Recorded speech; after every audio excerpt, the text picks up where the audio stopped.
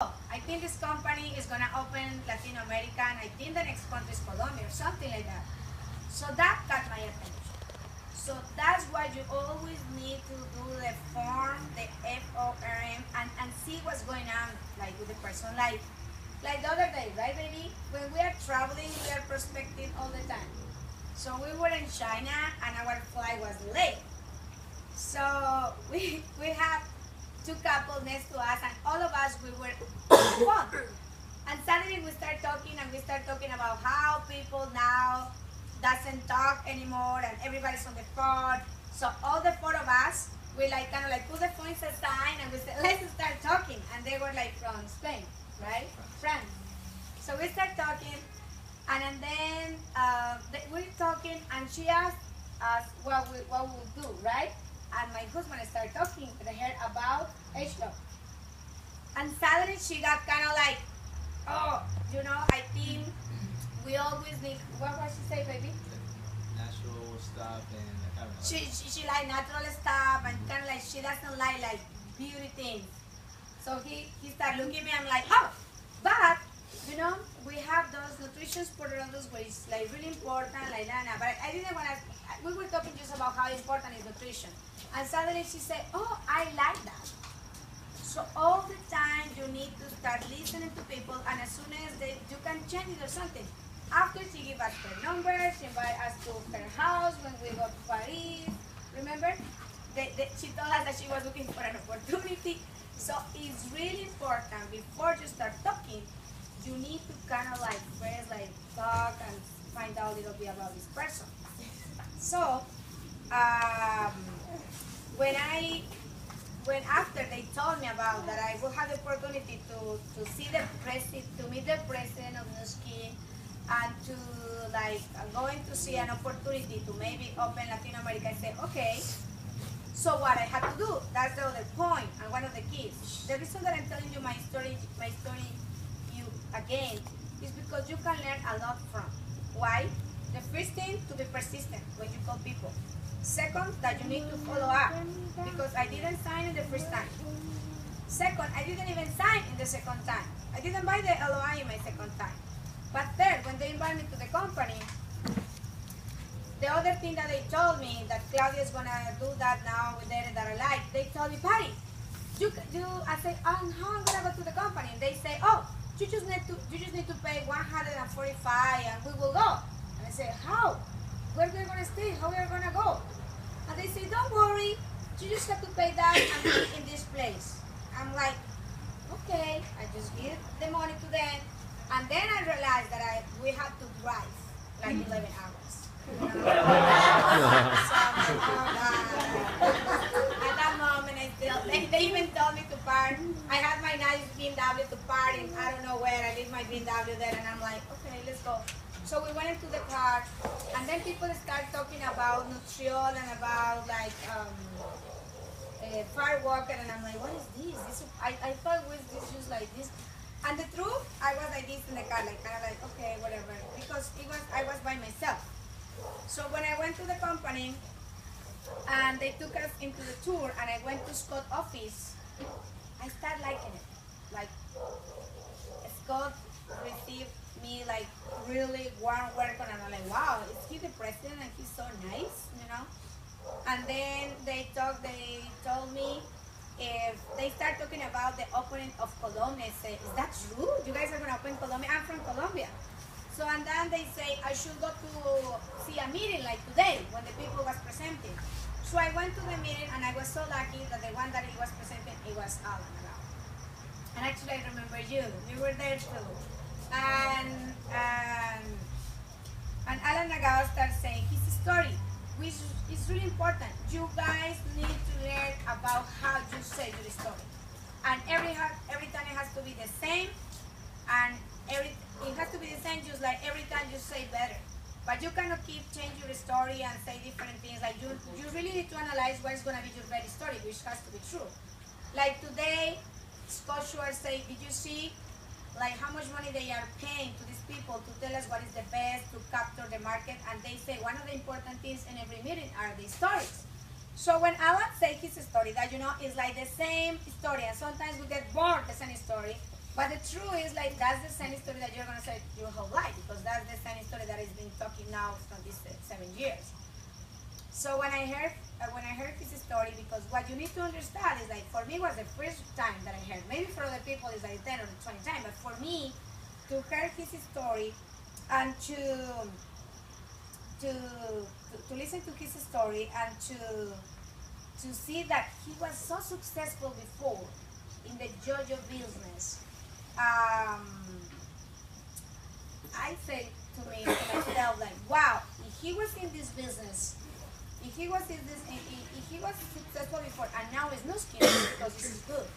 That's the other thing that you need to learn, is to relate stories to people. So for example, if I find an entrepreneur, I always mention Alan's story, right? Mm-hmm. But if I find somebody that is a real estate agent, so I mentioned some story about, or like a real estate about me. Of if I found a dentist, I had a dentist that is pretty successful, so I mentioned the story of this dentist. So you need to hear a lot of stories to relate it when you are talking to people. That's the other key. So that day, when I met Alan, I was like, wow. And then I wanted to talk with him, but everybody was trying to approach him. So he was so busy. So now when I asked for his telephone, he gave me his assistant number card. So I got like Tracy, whatever, and I'm like, okay. But after, because they signed me in the email list, that's something that you have to do. Really important. As soon as a new person signs you in the email list, whatever list, you have to put in there. And then I find out about the barbecue. So I was in Newport Beach and I found out this barbecue wasn't Whittier. And I'm like, oh, then I went with leaving, Whittier. Okay, let's go. So I went on Sunday. I went to Whittier. And then I think I brought some friends because like my Colombian friends, they love barbecues and drink, and we went there. And it was like this, and all the time I was trying to talking with him, but he was busy. But then I asked him, I said, can't you help me?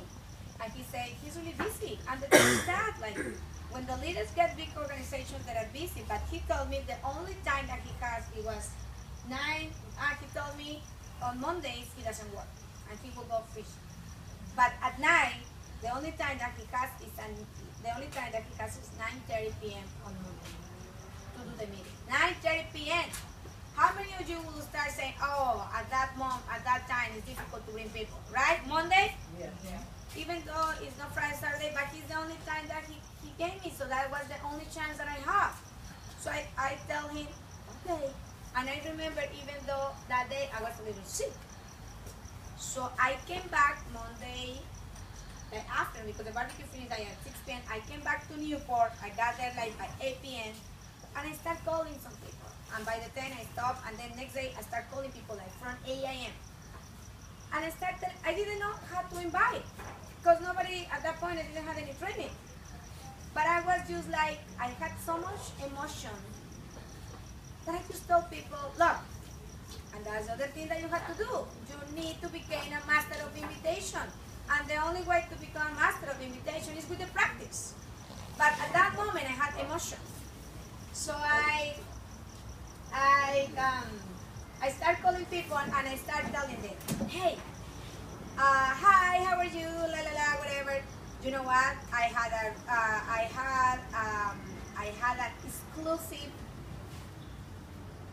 invitation for you. There is a guy that he lives in Hawaii, but he's gonna be today in a meeting showing an incredible business. And I would love that you can go on and tell me your opinion, because I think this is gonna be a huge thing. So they start telling me, when? I said, today. I said, Paty, but I said, it's the only day. Tomorrow he will leave to Hawaii. So it's the only day. They go like, at what time? I say, at 9:30 p.m. What? 9:30 p.m. I said, that's the only time that he has. And he's pretty busy. So, and then they say, but Paty, where is that? Downey. because some of my friends live in Pasadena, some of them Newport Beach, some of them here. But you know, I made a huge contact list. Like, and I know if you, when you start inviting people, if you ask them to check Facebook, book, for sure, they will have like at least 200, 300 names. If they do that, actually, if you help them to do that.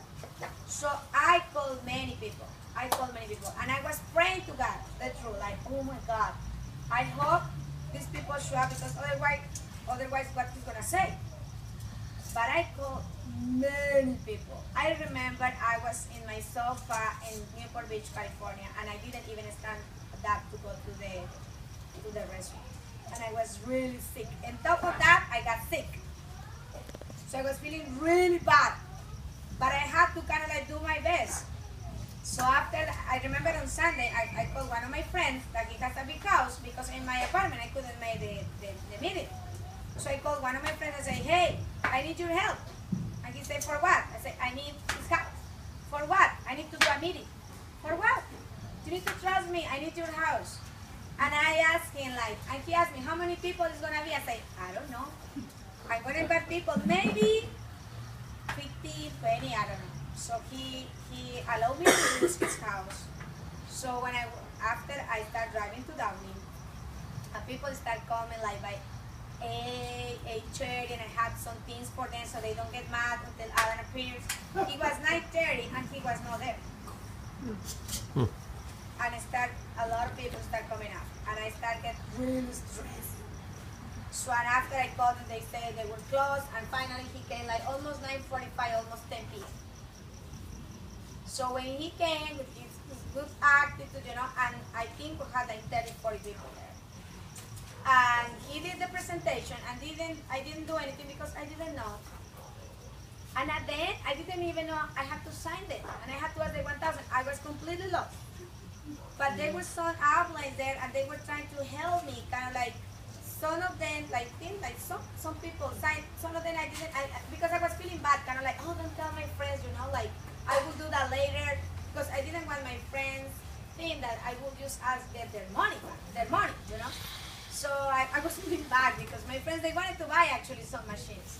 So after that, Alan told me, okay, he will help me, because I think he saw I have the willingness to do things. And you know, sometimes I feel really bad when we go to some meetings, and I don't think you guys are doing the effort to put a lot of people to do some things.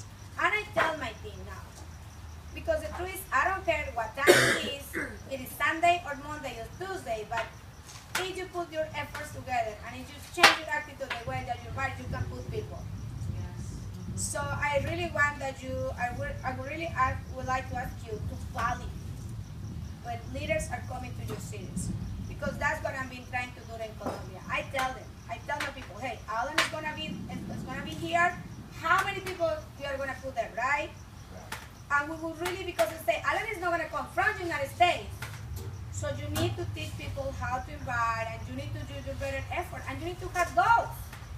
You need to have, if Alan is coming to your city, you need to have how many people we are going to put to this lunch, how many people we are going to put to this dinner. You cannot just expect the leader to come, and then you don't even know what is your goal for the people that you have to have. That's the truth.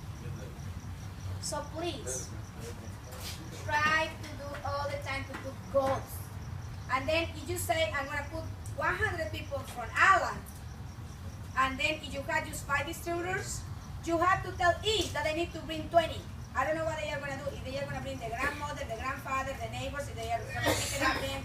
But if you want to do something big, you need to put a goal, and then you need to have to plan, and you need to just go for it. So